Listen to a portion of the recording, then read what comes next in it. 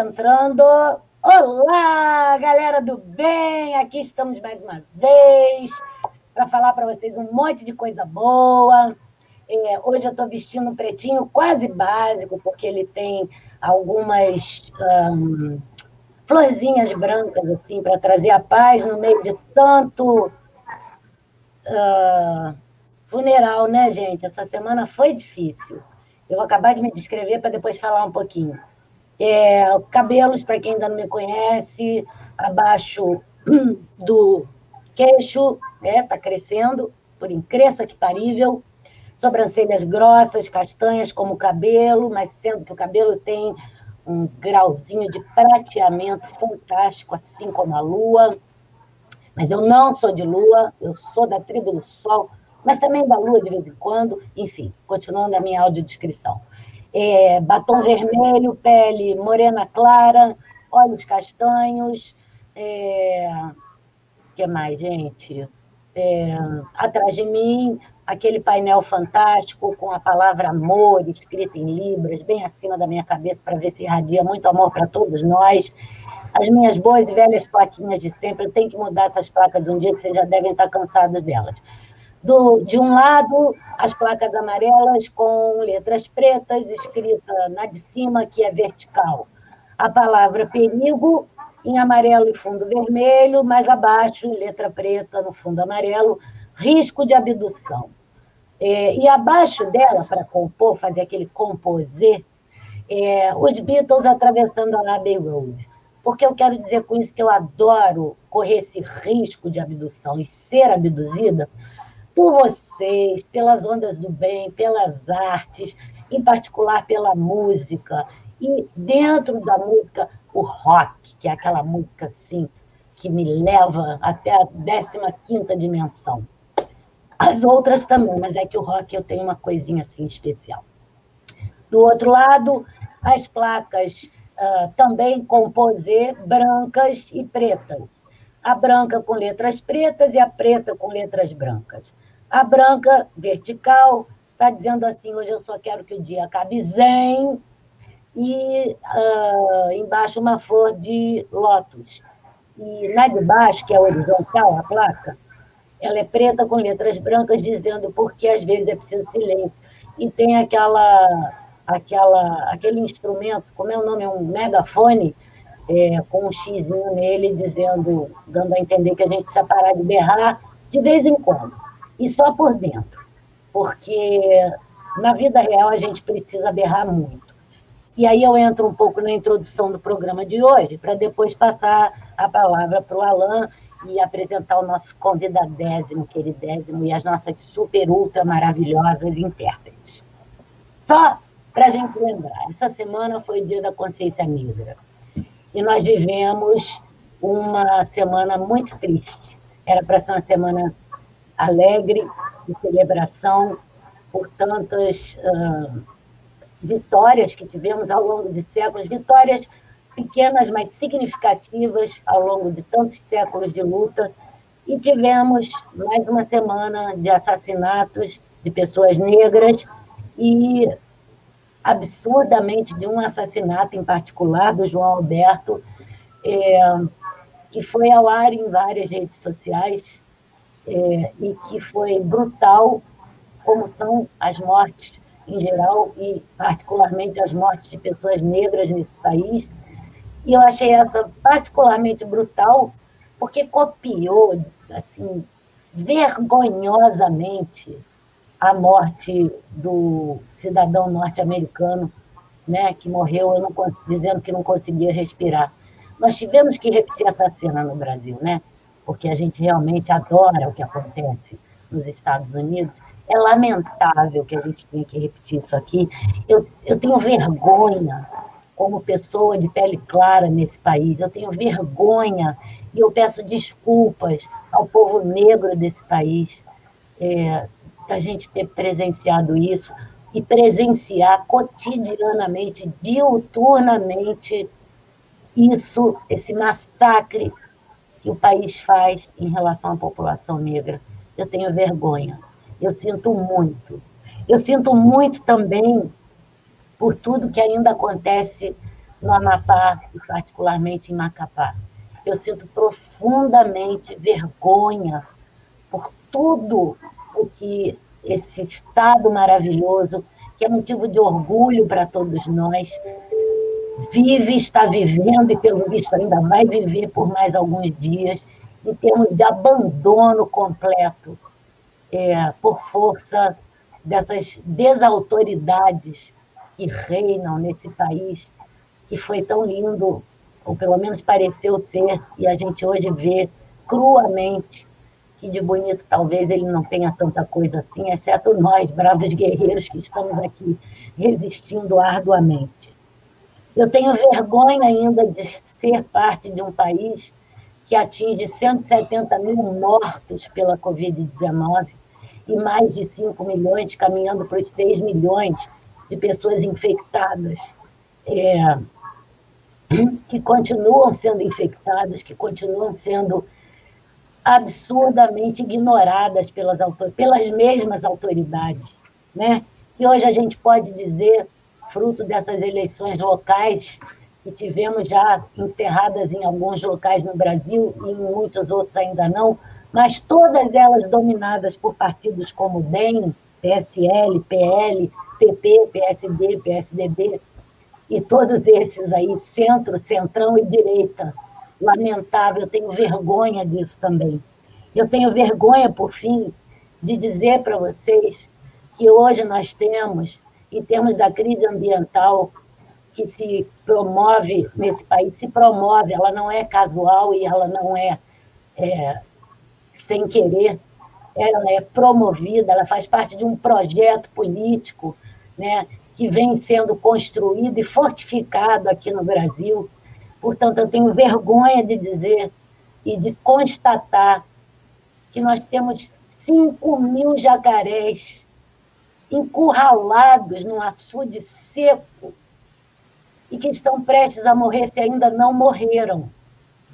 Porque assim como essas vidas, e as vidas negras, pretas e pardas, e as vidas amapaenses e macapaenses, assim como as vidas que ficamos sabendo de Porto Iguaçu, na Argentina, que foram nessa semana cavar alimentos congelados que foram perdidos e foram enterrados, e essas populações famintas foram cavar esses alimentos porque não tinham o que comer. Todas essas vidas e outras, como as vidas vegetais, que também estamos matando, eu tenho, portanto, vergonha de dizer que nós não somos culpados, mas somos, sim, ainda responsáveis por tudo isso. E há aqueles de nós que são, sim, os verdadeiros culpados. E nós, os responsáveis, que não somos culpados, por sermos responsáveis, precisamos assumir essa responsabilidade e tentar mudar todo dia, cada dia, essa realidade. Porque aqueles de nós que são os culpados estão mantendo esse status quo, elegendo e colocando na frente esses partidos que eu ainda mencionei há alguns minutos.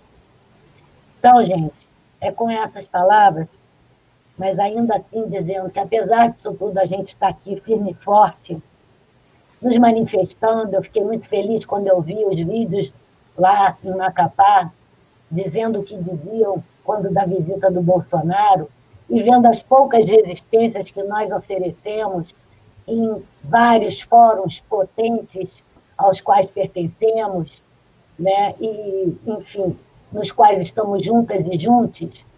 É nisso que a gente tem que continuar apostando, e é daí que a gente extrai a alegria e a força para continuar e para não se abater. A gente precisa se abalar, sim, mas se abater nunca. Por isso esse programa está aqui, vai continuar aqui. E vocês já viram a nossa programação, que eu dei um spoiler no Facebook. Assim como hoje a gente tem o Mega Francisco aqui, a gente vai ter ainda mais gente muito legal também. Fiquem conosco, se inscrevam, botem aí nas suas redes sociais e vamos juntos. Alain, meu amor, agora é com você. Mônica, linda, boa noite a todos e todas e todos que nos ouvem. Boa noite, Zilma, Francisco. mais uma oportunidade, né, Mônica, de estarmos aqui dialogando, trazendo perspectivas inclusivas para um mundo de exclusões. Então, nada mais propositivo nesse momento de resistir a essa barbárie inclusivamente. Vou fazer a minha audiodescrição, com isso tornamos acessível a minha imagem para pessoas que não podem percebê-la nesse momento. Então, eu sou um homem branco, de meia idade, cabelos castanhos escuros curtos, sobrancelhas grossas, pretas, olhos castanhos, uso óculos com um formato quadrangular, com uma armação preta. Eu tenho barba, é uma barba baixinha, cerrada, predominantemente preta, mas empratecendo, muitos fios brancos, a idade pesa, né? Então, eu estou com uma blusa azul, e o ambiente é um ambiente que eu sempre me encontro nos nossos programas, que é um ambiente onde tem ao fundo uma parede branca, algumas almofadas em tons de cinza, preto e branco, e lá na pontinha da imagem, no canto superior, tem a moldura de um quadro que fica aqui nesse ambiente, mas não dá para perceber o quadro. Só dá para ver que a moldura tem uma cor de tom azulado. Vou fazer a descrição já agradecendo muitíssimo a generosidade da Zilma, querida Zilma Isabel, tão generosa, tão companheira, tão inclusiva, que é uma das intérpretes tradutoras de livros desse programa, que muito nos honra com a sua presença. Zilma é uma mulher jovem, que usa, nesse momento, cabelos presos, o cabelo dela são escuros, provavelmente castanhos escuros. Zilma usa óculos, um óculos de formato um pouco circular, pelo que eu consigo perceber pela imagem. Zilma está com uma camisa de manga vermelha, que contrasta com um fundo branco que ela se encontra, cujo objetivo é exatamente facilitar, né, a percepção da movimentação de mãos para fazer a tradução e interpretação em Libras. Muito obrigado, Zilma, pela sua sempre generosa presença. A outra intérprete queridíssima, nossa amada Adriana, para nós, Adri, que é tão querida, acolhedora e inclusiva. A Adri também é uma mulher jovem, cabelos presos, pretos, longos, mas nesse momento não dá para perceber que eles são longos, mas como eu conheço a Adriana, eu sei que os cabelos são longos, embora eles estejam presos. A Adriana usa uma blusa preta, que contrasta com ela, que é uma mulher de cor bem clara, pele bem clara, né? Lembrando que no Brasil a gente tem diversas tonalidades de tons de pele, né? Então o branco do Brasil é um branco muito, digamos, espectral, são vários tons de branco. Tem branco mais claro, tem branco mais, né, mais voltado para o pardo, enfim, são vários tons, mas o tom de pele de Adriana é bem clarinho. Ela usa um óculos de formato provavelmente quadrangular, e de armação escura. Adri, muito, muito, muito obrigado pela sempre preciosa presença também, tá? Agora, vou fazer a audiodescrição do nosso queridíssimo convidado, professor Francisco Vanderlei Ferreira da Costa, que falará para nós daqui a pouco, e a Mônica vai fazer a apresentação desse queridíssimo companheiro nosso, que vai falar sobre a inclusão na perspectiva intercultural de uma escola indígena. Francisco é um homem de meia idade, como eu, cabelos escuros, baixinhos, bem baixinhos. Ele usa óculos, também de formato quadrangular, provavelmente de cor escura, pelo que eu percebo aqui pela imagem. Francisco tem olhos escuros, provavelmente castanhos ou pretos. Não consigo perceber por aqui. Não são escuros? Depois você confirma, Francisco, se são claros ou não. Aqui, eles não aparecem para mim em termos de percepção da cor. Ele usa barba, uma barba como a minha, né, bem já ficando grisalha também, muitos fios brancos, o que revela que a experiência, né, tem como se revelar corporeamente. Francisco usa uma blusa de gola, de cor de tom azulado, provavelmente, algo dessa ordem. Se encontra num ambiente que, ao fundo, nós vemos uma parede de cor verde. Percebo o que parece uma janela ou uma porta, também com um tom de cinza, algo dessa ordem. E tem algo muito interessante, que é uma caravela. Atrás do Francisco é um barco lindo, um artesanato, que está fixado na parede, muito bom gosto, e que revela que nós vamos hoje navegar por mares ainda desconhecidos e que Francisco irá nos conduzir. Muito bom, Francisco, estar com você.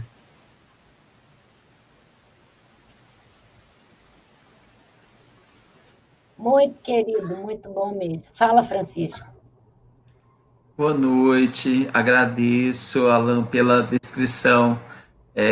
Foi, assim, uma experiência, é sempre uma experiência muito interessante ser descrito, porque os outros nos veem com clarezas que a gente acha que tem e não tem.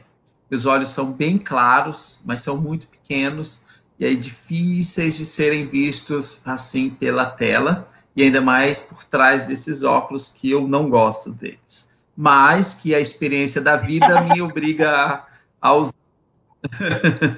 Não é? Meus olhos são castanhos claros e nesse período de chuva fica com um tom levemente verde. Levemente, não chega a ser verde. O que é uma janela atrás de mim e estou em uma casa que não é a minha. Então sejam todos bem-vindos a esta casa que eu estou utilizando para recuperar energias aqui bem no interiorzinho da Bahia, em um espaço rural nesse momento. Vou ficar 3 dias para conseguir dar uma renovada nesse ano tão complicado e que nos segura, parece que não quer terminar de jeito nenhum, né? Mas que está nos cansando tanto nos cansando com questões de doença, quanto com questões de política, quanto com decisões que a cada dia parece que não poderiam ser pioradas, mas aí a gente descobre uma questão pior. E com violências que que se abateram sobre a nossa sociedade e que estão aí em um processo que realmente a gente precisa lutar para reconduzir isso, né, para poder mudar o caminho que tem se adotado nessa nossa sociedade. Estou aqui super feliz, só quero registrar mais uma questão. Mônica apareceu na minha vida meio que por curvas, atalhos e imprecisões, né? Eu fui para o Rio de Janeiro para um pós-doc em uma outra instituição federal, com um professor que não era do Rio, era de Santa Catarina, mas que estava no Rio de Janeiro. Chegando lá, eu sou apresentada a uma professora de uma outra instituição que não era a que eu fui fazer o pós-doc, e essa pessoa ficou na minha vida, e é uma pessoa maravilhosa e que estou gostando muito de ter contato com ela, e hoje se confirma mais uma vez esse espaço de fortalecimento dessa amizade. Muito feliz, e feliz por estar conhecendo Alan hoje, e também Zilma e Adriana. Assim, são pessoas que vale a pena a gente ficar um domingo à noite conversando. Espero que eu também esteja nessa possibilidade de fazer esse domingo valer a pena nesse momento. Mas é claro que sim, amor. Ora, pois, foi amor à primeira vista também. Tem pessoas que a gente se apaixona assim, né, gente? É ou não é? Vocês já passaram por isso, vocês sabem muito bem. Eu sei que sim. Então, o Francisco, gente, ele é lá da Bahia, do Instituto Federal. Ele veio conversar com a gente sobre inclusão numa perspectiva intercultural de uma escola indígena. E ele é parte, assim como o Alan também, do Observatório Internacional de Inclusão, Interculturalidade e Inovação Pedagógica. Uma porção de gente que a gente já trouxe para cá é desse observatório, que é um observatório super importante e que faz um trabalho bem legal. Já falei para vocês visitarem, porque vale a pena. Então, o Francisco vai trazer aqui para a gente um pouquinho da experiência dele, que é muito vasta. Eu já tive a oportunidade de assistir ele, tanto lá no observatório, como um bate-papo que a gente teve no Lapeage. E aí, Francisco, já entrando no papo, eu queria, assim, fazer já uma primeira pergunta para o pessoal ir esquentando. Gente, é para vocês participarem, né? Como é que começou essa sua experiência com a educação de indígenas? Você caiu no seu colo também, que nem eu caí um pouco no seu colo? Como é que foi isso? Ou você sempre teve esse interesse? Como aconteceu isso? As coisas mais maravilhosas na minha vida aconteceram assim, caiu no meu colo. Eu saí de Brasília, do mestrado na Universidade de Brasília. Eu sempre trabalhei com periferia, com ensino de língua em espaços periféricos, em escolas de periferia. E passei em um concurso numa instituição federal lá em Dourados, no Mato Grosso do Sul, a UFGD. Quando eu cheguei em 2006, em Dourados, me convidaram, professor, olha, a gente precisa de linguista para trabalhar com a licenciatura intercultural indígena. E aí eu venho de uma área rural em Minas Gerais, né? Eu nasci em uma comunidade rural em Minas Gerais, comecei a estudar em sala multisseriada, depois eu fui para Brasília. Então, quando eu cheguei em Dourados, estava também começando a licenciatura do campo. E aí eu falei, eu acho que a licenciatura do campo tá mais ligado à minha origem. Só que aí não deu certo a conversa com os professores, com as pessoas que estavam trazendo a proposta da educação do campo. E aí eu fui para o primeiro encontro, a licenciatura intercultural indígena, tudo deu certo.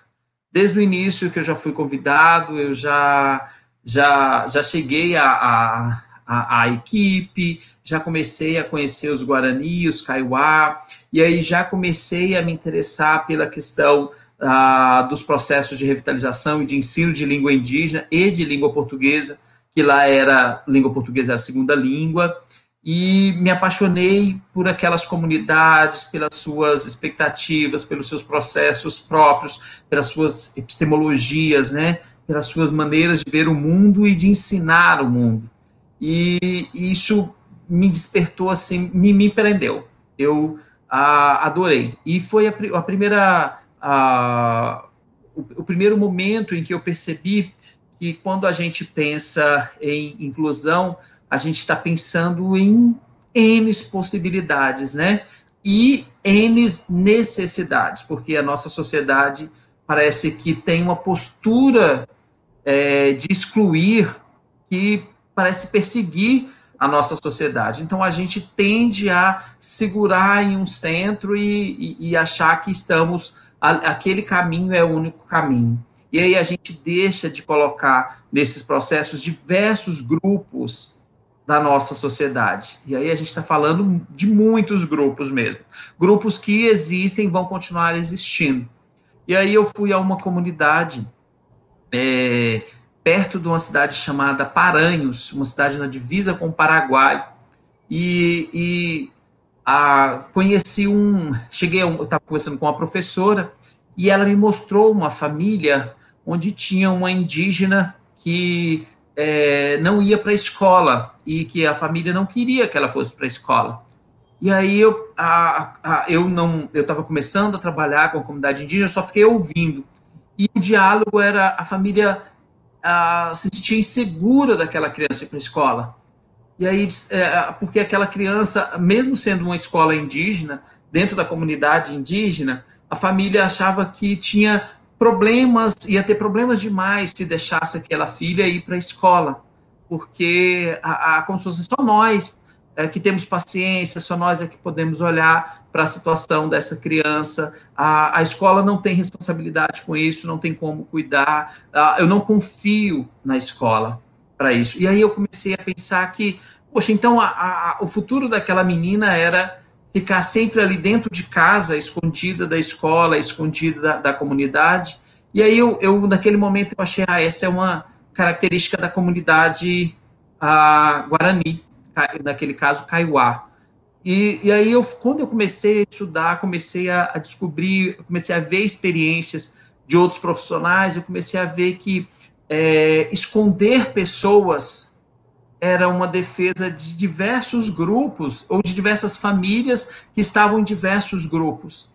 E que eu comecei a perceber que isso, na verdade, até a gente, né, nós que nos consideramos ocidentalizados, temos essa experiência de conhecermos pessoas que têm um filho que considera que ele tem algum tipo de deficiência e que considera essa deficiência um espaço impossível de permitir convivência.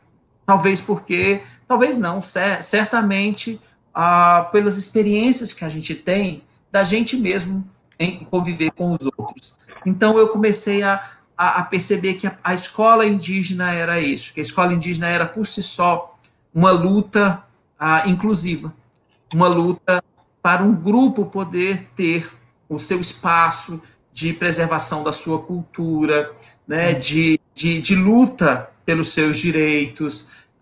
E aí, a partir disso, eu não me afastei mais do debate com as comunidades indígenas. Eu venho em 2010 para Bahia, para Porto Seguro, mas já para um concurso aqui no Estado. Nossa, certíssimo. E aqui, com a minha família me visita muito mais, a minha família que está toda em Brasília me visita muito mais em Porto Seguro, e aqui eu trabalho com os Guarani, com os Kaiowá, desculpa, aqui eu trabalho com os Pataxó Rãrã e com os Tupinambá. Mas a experiência com os Guarani e Kaiowá me ajudaram e me ajudam ainda hoje a olhar a sociedade, sabe, com um olhar muito mais inclusivo, seja na direção que for. Acho que os indígenas, eles ensinam muito, tanto que todas as vezes que eu estou naqueles momentos de desespero, eu corro para um ritual indígena. Semana passada eu tive o privilégio de participar de um ritual com os Pataxó, na comunidade de Boca da Mata, com o pajé, e para mim é uma renovação, é uma forma de poder me interagir com o mundo e de pensar, olha, é possível uma outra sociedade. O que você mais aprendeu em relação a isso com os indígenas, Francisco? Eu aprendi a ser menos individualista. Eu acho que a principal característica, sabe, a principal característica que eu trago dessa convivência é pensar coletivamente ajuda a gente ter empatia e a gente tentar trazer o outro para perto. Começar a não considerar as minhas expectativas, os meus objetivos, a coisa mais importante do mundo, sabe, as minhas dores, as minhas conquistas, deixar de me centralizar para centralizar um grupo, tende a facilitar as relações. Então, quando eu olho para o movimento indígena e eu consigo ver que a coletividade é o espaço central para eles, sabe, isso eu fico pensando, puxa, podia ser assim para todo mundo, sabe? Tirar essa questão de acumular e pensar que se eu acumulo muito, alguém tem que ficar sem. Então, sabe, vamos tentar ser mais coletivos. Então, isso eu fico me dizendo, sabe, e me esforçando para poder entender isso, sabe? Entender que se uma pessoa não está querendo disputar para ter 10, 15 casas, que isso é bom, sabe? Que eu não devo achar que, não, ele deveria estar ganhando mais dinheiro. Aí você fala, poxa, será que eu não estou muito menos feliz do que ele, muito menos saudável do que ele que está pensando no grupo? Então, isso para mim é fantástico, sabe? Então, eu cheguei no ritual e na sexta-feira e tinha a casa do pai no centro e a casa dos 5 filhos a cerca de 50 metros da casa do pai. E isso foi assim... É uma outra sociedade, né? É um outro espaço de convivência. E aí isso me parece que é o que me ensina, sabe, Mônica, a pensar que, como educador, sabe, não ficar só dizendo, eu aprendo com os outros, sabe? Dizer assim, puxa, olha, para de vender a sua teoria e de centralizar a sua teoria no mundo. Vamos parar com isso, porque tem muito mais coisa aí, sabe, para ser feliz, sabe? Há muito mais epistemologias, há muito mais formas de conhecer o mundo. Então, vamos centralizar as pessoas? Muito legal. Alan? Estou pensando aqui. Eu estava aqui pensando. Estou refletindo em tudo que ele falou e pensando no início. Pois é. Pois é. Eu acho que a experiência... Bom, eu também tive algumas experiências, como eu atuo no mestrado aqui no Rio, Francisco, que é um mestrado na pedagogia da alternância. A Mônica já esteve algumas vezes. Inclusive, Mônica fez a aula inaugural agora, no início do semestre, que é um mestrado em educação agrícola. Nós já tivemos experiências em vários polos pelo Brasil, né? E eu tive a grata experiência de visitar muitas etnias, diferentes etnias. Região Norte, região Centro-Oeste. As etnias do Nordeste são as que eu menos conheço, mas na região Norte, Pará, Amazonas, Mato Grosso do Sul, lá em Dourados, eu já visitei muitas aldeias, então eu tenho essa curiosidade. Inclusive, aqui em casa, quando você chega aqui em casa, a minha casa é um pouco intercultural, porque eu gosto muito de artesanato indígena, então, para mim, artesanato indígena são obras de arte. Então, aqui em casa é cheio de artesanato indígena pela parede, assim, tudo que é canto. Aqui nesse escritório mesmo tem um cocar lindíssimo que veio do Acre, né, que eu transformei em quadro. Então, assim, eu tenho uma relação com a questão indígena empírica, de ir para para diferentes aldeias, e aí, exatamente o que você mencionou há pouco, me fez refletir o quanto nós conhecemos pouco, como a gente precisa pluralizar. Quando você fala em epistemologias, essa pluralidade epistemológica, né, porque quando a gente olha para as diferentes etnias, são diferentes cosmogonias, são diferentes teogonias, são formas de entender a realidade, né, que a gente não conseguiu sair desse eurocentrismo aqui no Brasil. E quando a gente discute eurocentrismo, a gente discute muito numa perspectiva de pensar colonialidade, saber, mas a gente está atravessado disso. Olha aí a Mônica, no início da nossa fala, falando da reprodução da barbárie lá dos Estados Unidos aqui, ipsilíteres. Ou seja, então, assim, o quanto eu aprendo, porque eu tenho uma tendência sempre a chegar nessas aldeias e compreender aquele modus operandi de viver. Eu sempre chego perto eu procuro sempre conhecer e conversar com os educadores indígenas. Algumas aldeias têm professores que não são indígenas, mas em sua maioria as que eu visitei eram professores indígenas. Por questões culturais deles, né? Valores deles, significados deles, eles preferem que os indígenas, né, cursem lá o curso de licenciatura e voltem para a aldeia e se tornem professores. Essa pelo menos é uma experiência que teve muito frequente nas aldeias nas quais eu visitei, com as quais eu interagi. E uma das coisas que eu aprendi muito com o indígena, e que eu acho que a gente tem perdido muito nessa realidade que a gente tem vivido, é a discussão que a gente tem trazido sobre o saber dos mais velhos, a sabedoria como algo experiencial. Isso é algo que a gente não tem vivido mais, né? Eu acho que a gente está vivendo numa lógica de tanta aligeração, tudo é para ontem, tudo é muito aligerado. Então, morranianamente falando, me inspirando em Mônica, né, com a ideia da perspectiva homilética, é sair das cabeças bem cheias para as cabeças bem feitas, como Mohan diz. E eu acho que os indígenas, nesse aspecto, eles nos dão um banho. A gente tem muito a aprender com essas lentes que têm essas percepções da vida e que a gente não consegue sequer se aproximar empaticamente. Porque o nosso olhar civilizatório é isso que a gente faz. A gente olha para o indígena como algo que não é civilizado e que eles precisam, por exemplo, de um Deus que as missões chegam lá e acham que tem que salvar almas. Até hoje é assim. E se orgulham disso, como se eles não tivessem lá nas suas deidades, nas suas complexas, complexas e interessantíssimas visões divinas, possibilidades outras de entender o mundo. E como eu tenho aprendido quando eu ouço, assim, uma coisa que eu tenho exercitado, que eu ouvi de um professor indígena lá em Tabatinga, Tríplice Fronteira, né? Numa aldeia que eu estive lá, ele disse assim: vocês homens... Ele usou um termo que se referia a homem branco, não lembro qual era o termo na língua dele. Ele disse: vocês ouvem muito pouco. Por isso é que vocês não têm cabeça boa. Vocês têm que aprender a ouvir. E eu trago isso, me arrepio, ó.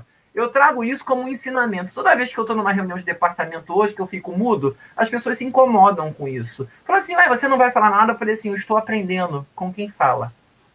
Eu acho que esse é um exercício que a gente tem que fazer e que você traz, a partir dessa perspectiva de pensar epistemologias, outras possibilidades para entender a complexa e dialética relação que a gente precisa aprender, né, com essas leituras de mundo. O que você pensa sobre isso também? É muito interessante, né? Eu fico sempre pensando que as nossas relações são realmente um problema. E aí depende da gente para a gente pensar sobre isso. A gente colocou as relações com os mais velhos, as relações com os mais jovens, a gente tenta colocar isso de uma maneira afastada do que a gente quer como sociedade, do que a gente espera enquanto futuro.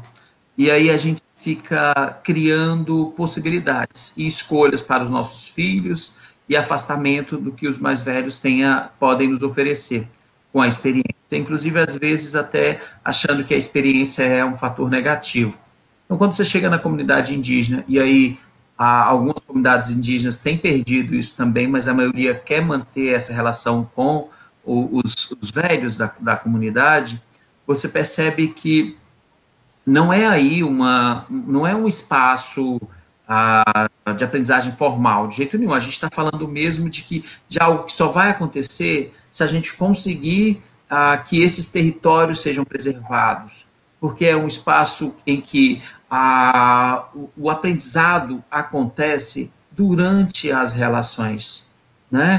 Durante o processo de vida, de vivência, né? Então, e isso que é base, sabe? Eu fico imaginando será que as nossas escolas também não deveriam pensar nisso, de que todas as crianças que chegam lá, chegam com um processo de aprendizagem construído, e aí eu estou falando mesmo de forma de aprender, e aí quando eu centralizo isso numa única forma de aprender, eu estou sempre excluindo alguém.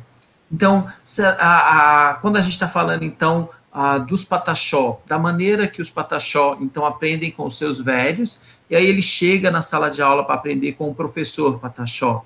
A luta que vai ser para esse professor conseguir fazer com que essa escola formal, né, que não foi criada por eles, mas que está lá dentro da comunidade, e aí ele precisa dar aula, ele precisa ensinar também um conteúdo intercultural, né, um conteúdo que veio de fora, mas ele precisa fazer essa transposição didática que é, inclusive, cultural, né? Então, não é só eu pegar um conhecimento e fazer com que ele seja possível de ser ensinado, é eu pegar um conhecimento, olhar para a cultura que o criou, olhar para a minha cultura, olhar para como as pessoas aprendem na minha cultura, e aí eu conseguir fazer esse processo. Isso não é simples de jeito nenhum, mas só é possível se eu considerar a importância dos mais velhos, porque aí significa que eu preciso ter claro e ter de forma consciente como é que esse processo ocorre.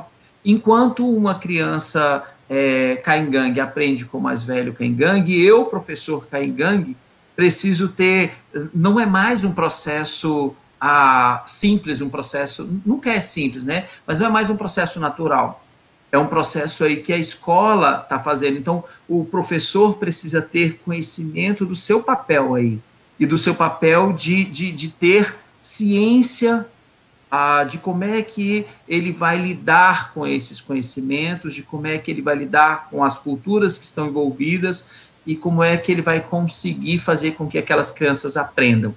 Então, isso. Por que eu estou falando disso? Porque eu acho que isso está muito ligado aos mais velhos, em qualquer sociedade. Se a gente tivesse esse olhar para como é que as nossas crianças aprendem, talvez a gente teria uma escola muito mais inclusiva, sabe? Uma escola muito mais intercultural. Ao invés de eu decidir em um espaço acadêmico como é que deve ser o ensino de determinado conteúdo, eu decidir que o conteúdo deve ser ensinado a partir dos processos de aprendizagem que as crianças trazem.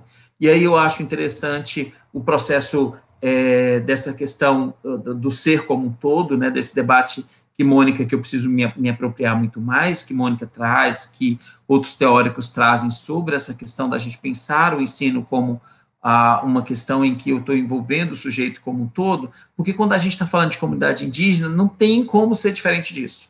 Se não funciona na escola do branco, na escola indígena, na escola quilombola, na escola do ribeirinho, sabe?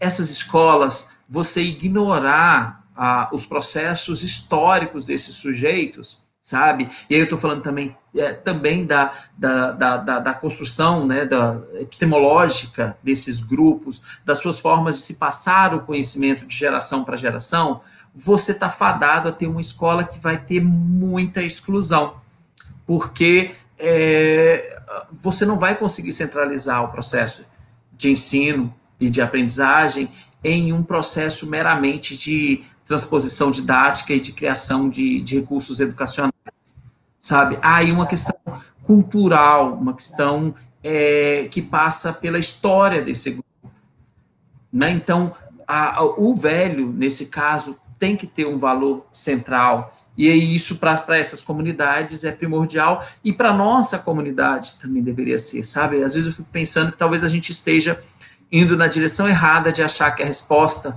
para as mudanças nas nossas escolas estejam nas criações de teorias, sabe? Talvez esteja mais no conhecimento de nós mesmos, sabe? No conhecimento dos nossos processos, do o que nós estamos passando e vivenciando. Muito legal. Francisco, deixa o pessoal conversar com você um pouco agora. Eu tenho aqui algumas pontuações. A Priscila, por exemplo, ela comenta o seguinte, desculpa, eu estou cortando por causa do tempo já, assim, e eu queria muito continuar nesse papo aí, mas o pessoal está querendo falar e o programa é mais para eles do que para a gente, então vamos lá. A Priscila diz assim, aqui em Jacarepaguá, que eles têm famílias indígenas também, que ela ouviu um relato de que a mãe precisou cortar os cabelos porque o filho tinha o cabelo grande e estava sofrendo bullying na escola. A comunidade em geral e a escolar precisa muito estudar e entender essa cultura que está dentro de nós, mas que muitos não a reconhecem. A Maria de Lourdes Correia diz que a Lei 11.645 inclui na educação básica as culturas afro e indígenas, mas que a gente não vê acontecer. Se você acredita, ela te pergunta, que as licenciaturas precisam focar nesse aprendizado para fazer a lei valer nas escolas. E a Rosângela Cabral pergunta como é que você está percebendo as comunidades indígenas diante desse desgoverno que invisibiliza, exclui e segrega. Você até já meio que respondeu isso, mas não entrou em detalhes exatamente respondendo a essa pergunta. Então, o que você acha? Você quer que eu repita? Está no privado, no private. Não, Mônica, eu consegui localizar aqui. Então, acho que é no private, se você quiser ver mais fácil. Isso. Priscila,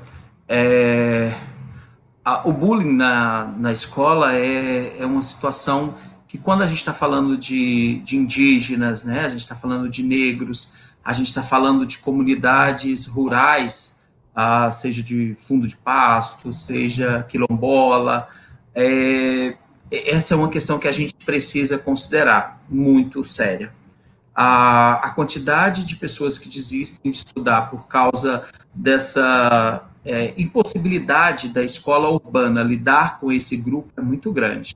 Então, mesmo hoje, com a luta das comunidades para que a escola vá para dentro da comunidade, a gente ainda tem muitas escolas fora das comunidades, e aí um espaço que deveria ser um espaço muito importante e interessante de inclusão, se torna um espaço de exclusão, porque esses alunos ficam presos em guetos. Eu me lembrei de uma escola lá em Paranhos, novamente, no Mato Grosso do Sul, onde você tinha 70% das crianças na escola do 6º ao 9º ano que eram kaiowá, e estavam aprendendo português, então eles falavam o kaiowá, eles falavam guarani.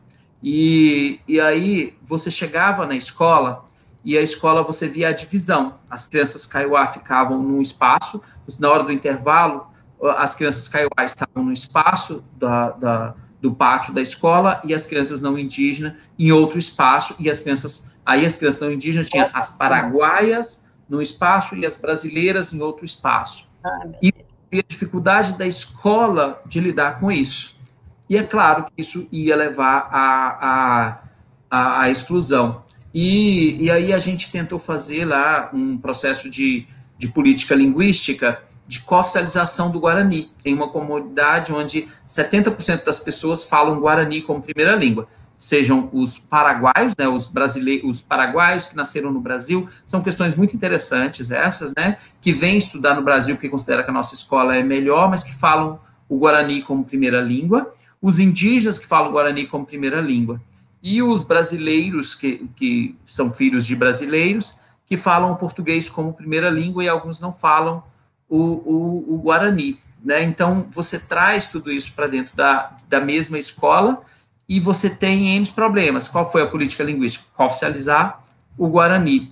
E aí nós nós conseguimos fazer toda essa política, nós trouxemos um vereador para poder fazer a lei, ele assinou, e quando a gente foi para a Câmara, no dia da votação, apareceu uma carta de repúdio dos professores municipais.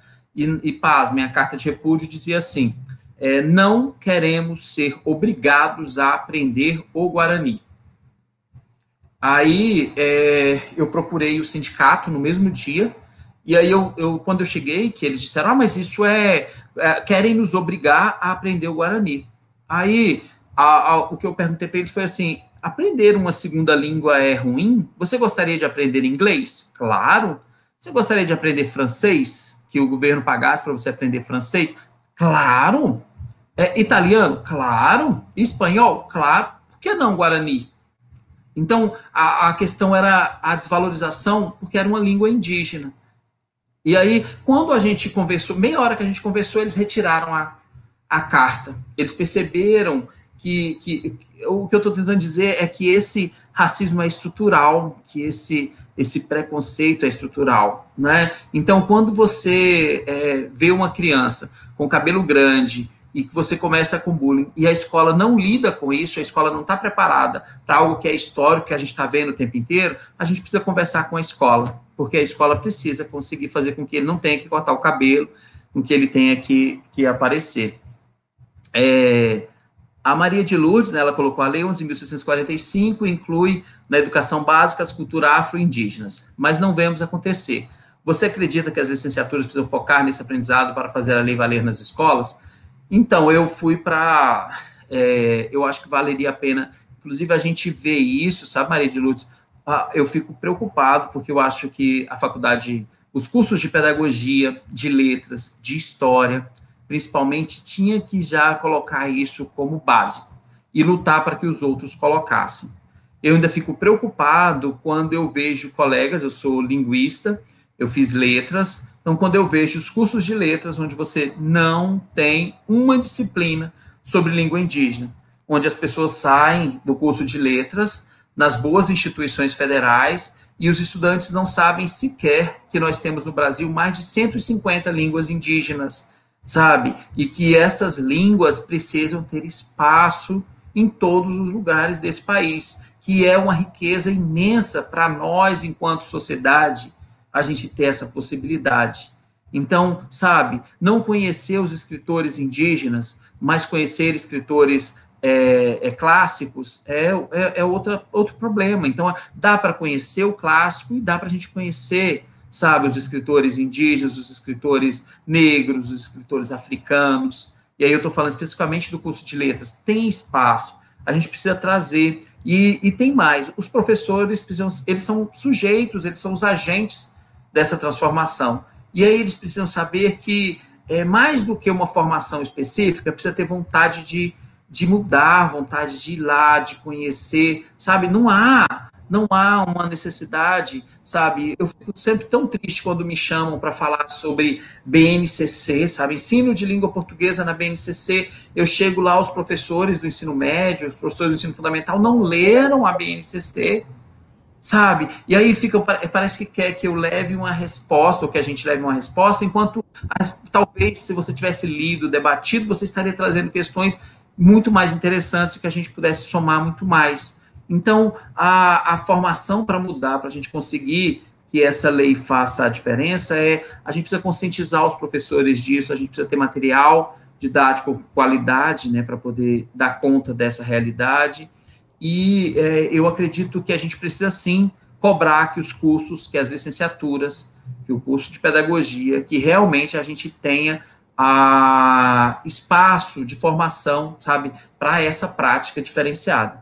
E porque senão vai continuar sendo assim. Eu faço o que está no currículo já pronto, que já vem aí por anos, e eu arrumo um pedacinho para falar alguma coisa de indígena, um pedacinho para falar alguma coisa de África, um pedacinho para falar dos afrodescendentes, um pedacinho talvez para falar dos quilombolas, porque aí nem os quilombolas então nem vão falar, né? Porque tem menos espaços ainda. Então a gente precisa realmente, viu, Maria de Lourdes, ter uma cobrança, e aí enquanto sociedade, sabe? E não somente uma cobrança nas universidades, mas uma questão mesmo de a sociedade cobrar isso, de a sociedade se sentir essa necessidade dessa mudança. A Rosângela, como você está percebendo essas comunidades indígenas diante desse desgoverno que invisibiliza, exclui e segrega? Rosângela, quando teve essa eleição, né, já a partir de um golpe, e a gente sabe que há um presidente ilegítimo, né, nesse momento, o que eu vejo nas comunidades indígenas, para nós, não indígenas, ter que fazer uma mobilização e uma luta, a gente ainda considera isso muito cansativo e muito difícil. Para as comunidades indígenas, eles nunca tiveram, nesse país, um momento de não luta, sabe? Então, com todos os governos, foram momentos de luta, de enfrentamento. A invisibilidade não é da agora. Claro que eles tiveram um momento onde eles conseguiram mais ganhos nesse país, isso é inquestionável, que eles conseguiram colocar pessoas no Conselho Nacional de Educação, no Ministério da Educação, sabe? Nas secretarias estaduais de educação e municipais de educação. Hoje isso diminuiu, essa representação diminuiu bastante, mas os indígenas estão extremamente acostumados com ter de lutar para conseguir os seus espaços, viu, Rosângela? Então, esse governo, quando ele exclui, segrega e visibiliza, que na verdade é o que a nossa sociedade tem feito, então não é só esse governo, infelizmente, sabe? Isso é o que a nossa sociedade brasileira tem feito, então a gente precisa ter certeza que o movimento indígena tem consciência disso, está lutando e que considera que esse é mais um momento de luta, não é um novo momento, é mais um momento de luta e que eles estão aí atentos e se esforçando para conseguir fazer as coisas acontecerem. Eu não sei se eu já me perdi aqui nas... Não, você respondeu, Francisco, as questões. É que a gente já tem aí um bloco de um segundo bloco de questões. Posso, Mônica? Posso fazer as honras? Aí, olha só, depois dessas questões que você, né, a última foi a da Rosângela, nós temos aqui alguns comentários e algumas problematizações, sabe, Francisco? Aí eu vou fazer todas, aí você fica à vontade, se precisar retomar, a gente retoma. A Disneylândia traz para a gente o seguinte: nessas comunidades indígenas que você conhece, como tem se configurar as atividades escolares em tempos de pandemia? Se é que você tem esse conhecimento do que está acontecendo nesse momento da pandemia em termos de atividades escolares nessas aldeias, né? Os aldeados. A Priscila faz um comentário para a gente. Beijo, Priscila, bom demais tê-la aqui conosco. A Luacana Nambé deu uma palestra espetacular na escola em que ela trabalha. Ela aceitou ir no dia de autógrafos, pois os alunos escreveram seus livros cuja temática era indígena. A escola precisa dar mais espaço para esse tipo de produção, ou seja, concentrando o que você tinha há pouco debatido conosco. Aqui, como é que é? Dikelu? Deve ser um pseudônimo, né? Um nome maior, ficou Dikelu. Durante a graduação em Educação Física... Hã? Luciana. Ah, tá. Durante a graduação em Educação Física, não tive nenhuma disciplina sobre cultura indígena. Busquei de forma independente. Em minhas práticas docentes na escola, todo o meu trabalho é pautado na cultura indígena e afro-brasileira. Todas as atividades, ao longo do ano, seguem essas culturas. Eu não fico restrita às datas. Então, a gente tem efetivamente uma pergunta e 2 comentários aí que você, se sentir à vontade, pode pensar também sobre essas questões. Certo. Então, vamos... Oi, Disneylândia, boa noite, tudo bem? Acho que o colega aqui também do Nordeste, não é isso? A Disney é a nossa amiga lá do AIP. Do AIP. Seja muito bem-vinda, Disney. Isso. Eu tenho contato direto com as escolas. Eu sou o atual coordenador do programa Saberes Indígenas na Escola, que atende às escolas Pataxó, Tupinambá e Pataxó-Ranhanhai, no sul e extremo sul aqui da Bahia. As escolas estão com as suas atividades suspensas, com impossibilidade de continuidade das atividades com os estudantes. E porque quando você pensa em alternativa, nesse caso, as alternativas têm dificuldade de se concretizar, porque o uso da tecnologia é um impedimento, não é um auxílio nesse caso, sabe? Então, pensar na internet e em equipamentos para você trabalhar usando a internet é uma impossibilidade, você não tem os dois. As famílias, a maioria delas não tem equipamento e não tem acesso à internet. Quando tem, a internet é de baixa qualidade, porque a nossa internet no Brasil, mesmo a urbana, é de baixa qualidade. Então, nós teríamos de ter um trabalho sério com isso. E, para piorar, nós temos alguns municípios, igual Santa Cruz Cabralha, onde a maioria dos professores Pataxó eram professores com contrato, não eram professores concursados, e esses contratos foram suspensos. Então, ainda está essa luta, porque eles tiveram que ter toda essa luta, essa movimentação, para conseguir continuar recebendo uma ajuda de custo e para poder voltar.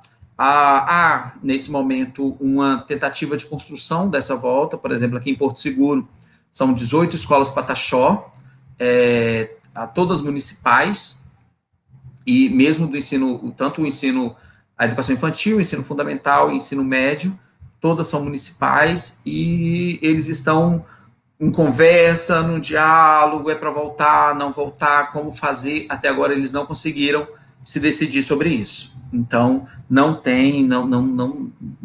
há algo decidido sobre isso. O IFBA, a gente tem uma licenciatura intercultural indígena, que em 2020 nós não conseguimos fazer nenhuma atividade, muitos impedimentos, e que a gente fez atividades remotas do tipo curso, sabe, para a gente continuar mantendo contato com os estudantes. Tentamos conseguir alguns tablets, agora no fim do ano a gente conseguiu tablets, alguns acessos à internet, e estamos nos organizando para no início do ano que vem, se continuar como está, a gente conseguir que eles façam as disciplinas de maneira remota, mas aí tudo de maneira assíncrona. Todas as reuniões com eles, nós percebemos que atividades síncronas não vão funcionar. Não vão. A maioria dos indígenas, por exemplo, não conseguiriam acompanhar a nossa live. A internet que eles possuem não iria dar esse suporte. Então, é uma dificuldade, viu, Disneylândia? Priscila, concordo com você. A gente precisa imaginar que as nossas práticas precisam ser interculturais. Nós precisamos fazer essa diferença, levar para a sala de aula esses escritores, essas lideranças, esses velhos, sabe? Seja da comunidade indígena, seja quilombola, seja ribeirinho, seja do meu bairro, sabe? Da periferia, do centro. A gente precisa fazer com que o debate da escola se torne mais social. E aí eu inclua todas essas temáticas, né? E aí eu começar porque a resistência principal que eu vejo é nos professores que foram para uma instituição, ficaram lá 4 ou 5 anos estudando conteúdos que ele considera que são extremamente relevantes, é como se fosse assim, não ensinar isso para o meu aluno é um pecado, e trazer algo que seja diferente disso, isso não vai cair no não sei o quê, sabe? Isso não vai aprová-lo. São argumentos, sempre argumentos quantitativos, sabe? E quantitativos na direção do espaço não indígena, sabe? Nunca qualitativo mesmo para a gente, sabe? O que esse conteúdo vai fazer melhor para essa pessoa? Essa pessoa vai ser uma pessoa melhor, sabe? Será que a gente não tem essa possibilidade? Aí eu concordo contigo. A gente precisa de ter mais espaço e sempre. Então, Luciana, não é, Mônica, de Quelu? Luciana, é uma pena, as graduações continuam sem fazer esse debate, e isso mesmo tendo na lei. E eu vejo isso, sabe, a gente tem aqui licenciaturas e eles colocam assim, não, vamos colocar uma disciplina que discuta questões étnico-raciais, sabe? E aí dizer assim, não, todas as disciplinas deveriam estar fazendo isso, a gente precisa de um espaço em todas elas. Então, eu que vou ensinar química orgânica, eu preciso mostrar para os meus alunos que não foram só os europeus que pensaram isso, sabe? Quem mais pensou isso, como pensou, de que forma, mas a faculdade não me preparou. Tá bom, mas e aí? Eu vou esperar que venha um curso de formação para me ensinar a trabalhar com isso? Aí também vou esperar um curso de formação para me ensinar a trabalhar com química inorgânica. Também vou esperar um curso de formação para me ensinar como ensinar química em espaços interculturais, sabe? E aí eu vou esperando curso de formações, curso de formação. E não estou nem dizendo, sabe, gente, eu acho que o professor tem que ser bem formado, tem que ter formação. Só estou dizendo que tudo precisa ser equilibrado, tem espaços em que a gente vai fazer a diferença, sabe? E que às vezes as coisas não estão tão distantes assim. Só, Mônica e Alan, vou só citar uma experiência. Em 2016 eu fui candidato a vereador.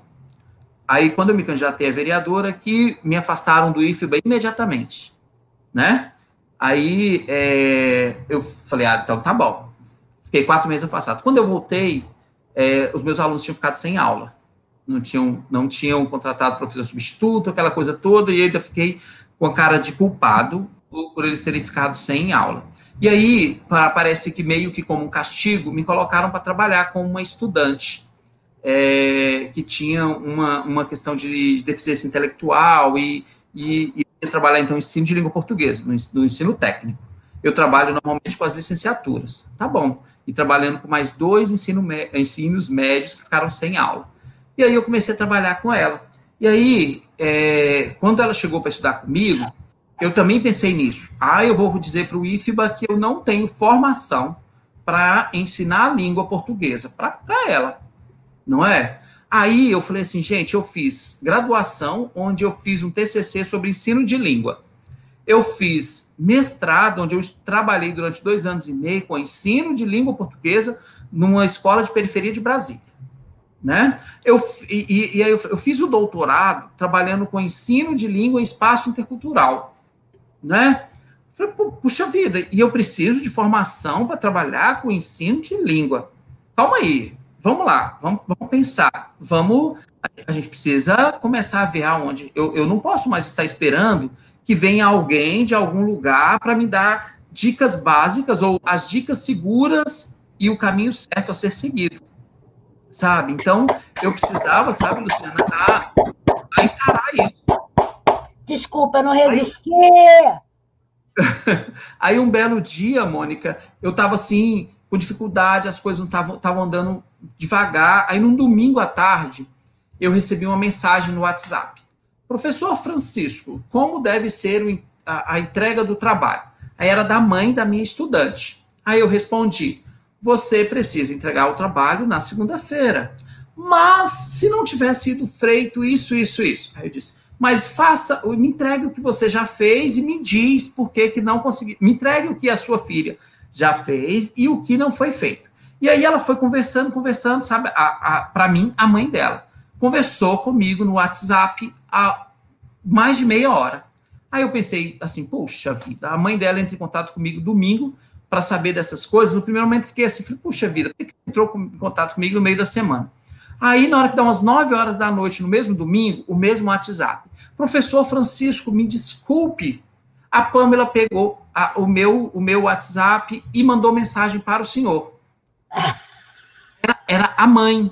Eu não tinha percebido que quem estava conversando comigo, utilizando o português, que fez todo o sentido, que conseguimos conversar completamente de maneira escrita, pessoa que eu estava achando que não tinha como ler e escrever com qualidade, sabe? Eu poderia estar imaginando isso e que talvez muitos colegas tivessem imaginado. Quando ela me falou isso, eu disse, ué, não foi a senhora que conversou comigo à tarde? Não.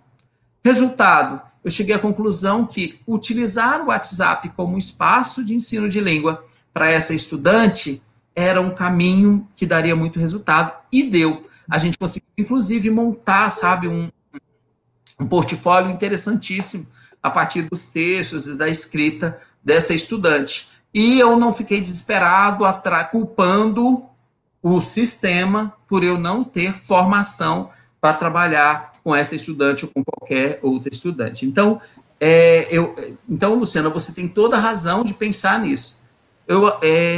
Tem mais alguma, Alan, que eu não falei? Não, acho que chegamos aqui aos 45 do segundo tempo. Por causa do tempo mesmo, que era da Maria de Lourdes. O tempo se esgotou. Francisco, você é muito generoso, Francisco, de compartilhar com a gente tantos conhecimentos. Olha, né, Mônica? Na verdade, não tem só da Maria de Lourdes, tem milhões de coisas que eu gostaria muito de continuar conversando. Você é muito impactante, Francisco. O que você faz é muito impactante, muito importante. Eu me senti, e eu tenho certeza que a nossa galerinha aqui também, completamente seduzida pelo encantada. Eu acho que a palavra é encantada. Você tem um encantamento necessário, sabe?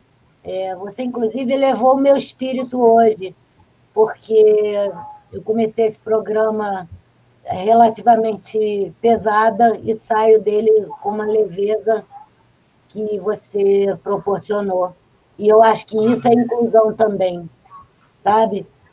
Foi uma semana difícil, e, bom, como tem sido as semanas, e esse engajamento com você não falou para a gente só de educação indígena, você falou para a gente daquilo que a gente defende aqui. Você falou, fez e foi. Porque não é só fazer, é como eu sempre defendo, é ser. É o que eu chamo de o penser, né? Não adianta só pensar, tem que ser. Né? E você foi isso hoje. Você tem sido isso, e eu acho que isso é muito importante. Você hoje provou que o que você vê, convive, faz com os indígenas, de fato, afetou a sua alma. O que eu chamo de a sua essência. Não sei se eu não gosto muito de falar em essência, mas, enfim, o seu eu, né? O seu ânima. E você nos contaminou com isso, contagiou. Eu gosto de contágio. Contágio é aquilo que contagia de alegria. Eu só tenho a te agradecer e muito a te perguntar. Mas eu não posso hoje, porque senão meu companheiro vai acabar com a minha alegria depois. Francisco, querido, muito obrigado, Francisco. Em nome da galerinha que está aqui, e pedindo desculpas a Maria de Lourdes, porque não vai dar tempo de trazer a pergunta dela. Eu te agradeço imensamente, e fique certo de que em 2021 a gente vai chamar você para uma dobradinha, pode ser? Eu que agradeço, Mônica, Alan, agradeço a Adriana, agradeço Zilma, não é, por essa oportunidade, por fazer esse espaço aí tão distante, né, e a tantas outras pessoas. Muito feliz, gostei muito da conversa, desse tom ameno, sabe, da gente poder fazer uma conversa sem precisar, às vezes, de ter tantas aspas, sabe, tantas citações, sabe, às vezes a gente ser o sujeito do espaço faz muita diferença. e a gente tem tido tanto medo de ser o sujeito, né? A gente tem tanto medo de dizer, e alguém dizer, da onde que você tirou isso? E isso tem nos matado, né? Tem nos deixado pouco criativos, e às vezes coisas que nós poderíamos, com a nossa criatividade, resolver, a gente fica procurando uma citação para poder dizer. Gostei muito da gente não precisar disso aqui. Estou super à disposição, e foi, assim, uma noite de domingo maravilhosa, na companhia de vocês e na companhia dessas pessoas que estão aí com a gente. Maravilhosas. Muito obrigado. Ai, que lindo! Olha, muito axé para você, querido. Eu não sei como os indígenas dizem, mas muito tudo de bom. E para vocês, pessoas queridas, fantásticas e maravilhosas, muito obrigada. Ó, semana que vem tem Letícia Freitas, está sempre aqui com vocês também. Ela vai falar, olha que nome fantástico a gente arrumou para a live dela. Letícia é o nome dela, certo? E ela vai contar os desafios da vida dela. Olha só o nome. Levantando, sacudindo a poeira e dando a volta por cima. Levantando. Porque o apelido dela é de Letícia, é Lelê. Levantando. Não perca. Vai estar com a gente. E está todo mundo convidado. Gente. Beijo, gente. Beijo.